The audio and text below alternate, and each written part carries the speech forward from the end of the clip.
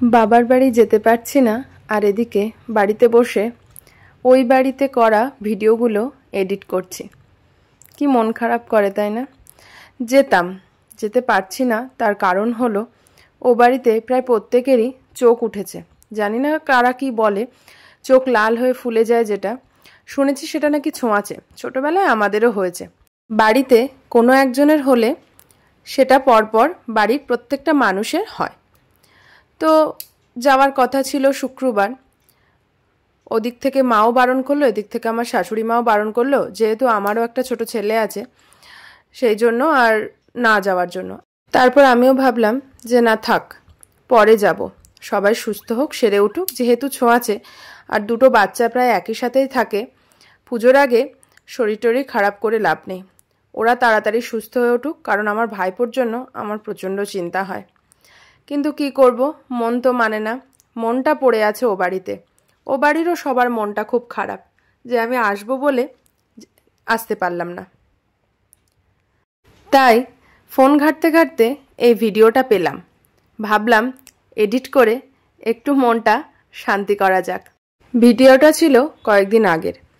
এর আগেও আমি ও বাড়ির খাওয়া দাওয়া নিয়ে একটু ভিডিও পোস্ট করেছিলাম, তারই একটা নিরামিষ দুপুরবেলার খাবার দাবার নিয়ে আজকের এই ভিডিওটা। আমি আগেই বলেছি, আমি একদিনের জন্য হোক বা দুদিনের জন্য হোক, ওখানে যখনই যাই, নিরামিষ দিনে যদি যাই, নিরামিষ পদগুলো যেগুলো রান্না হয় সবই আমার প্রায় পছন্দেরই হয়, আর আমিষ দিনে আমি যা যা পছন্দ করি সেগুলোই রান্না করা হয়। তো যথারীতি আমার খুব খুব প্রিয় ছিল বিউলির ডাল আর ঝিঙে আলু পোস্ত। সেদিনকে মা সেটাই করেছে, আর মায়ের হাতের বিউলির ডাল আর ঝিঙে আলু পোস্ত সত্যি বলতে আমি এডিট করতে করতে মনে হচ্ছে ওই এক গালটা যদি এক্ষুনি আমার গালের মধ্যে হতো কতই না ভালো হতো। যাই হোক, কয়েকদিন পরে এমনিও যাব, আর গেলে মা সব প্রিয় রান্নাগুলো করেই আমাকে খাওয়াবে। তো সত্যি দুর্দান্ত লাগছিল বিউলির ডাল দিয়ে আর ঝিঙে আলু পোস্ত দিয়ে। আমি একটু একটু করে আলু আর ঝিঙে নিয়ে ডাল দিয়ে খাচ্ছিলাম, খেতে খেতে কিন্তু আবার একটু ডাল নিয়ে নিয়েছিলাম, তারপর একটু ঝিঙে পোস্ত দিয়ে ভাতটা খেয়েছি।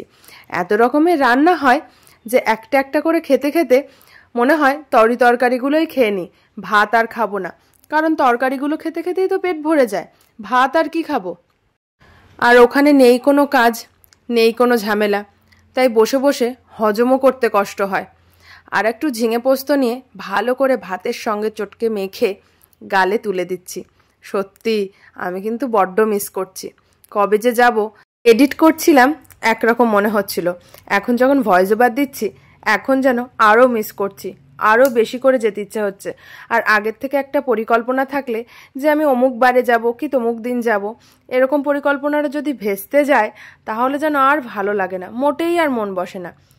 একটু ওখান থেকে ঘুরে আসলে যেন মনটা ফ্রেশ লাগে, রিফ্রেশ হয়ে যায় সব কিছু, আবার কাজে মন লাগে, ছেলের পড়াশুনো, স্কুল সব কিছু।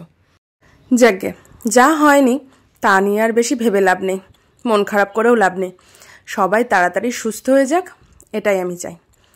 হ্যাঁ, ওই দিনকে রান্না হয়েছিল পনিরটা কিন্তু আমি অতটা ভালোবাসি না, পনিরটা হয়েছিল আমার ছেলে ভালোবাসে, তাই সেই জন্য পনিরটা রান্না হয়েছিল। তাই আমি এক পিস পনির দিয়েই ভাত খাচ্ছি। রান্নাটা যতই ভালো হোক আমার ঠিক পনিরটা ভালো লাগে না, সোয়াবিনটা খুব ভালো লাগে। সোয়াবিনটা আমার বৌদি ভাইও খেতে খুব ভালোবাসে পনিরটার থেকে, আর আমার হাজব্যান্ড তো পনির খাই না। আর ছিল কেওড়ার টক।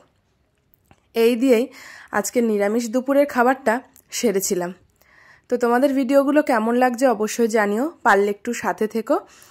আর আমি এরকম ভিডিও দিতে থাকবো। হ্যাঁ জানি একটু দেরি হচ্ছে ভিডিওগুলো পোস্ট করতে, বা গ্যাপ যাচ্ছে অনেক, সব দিকের ব্যস্ততা নিয়ে ভিডিও আর এডিট করা হয় না।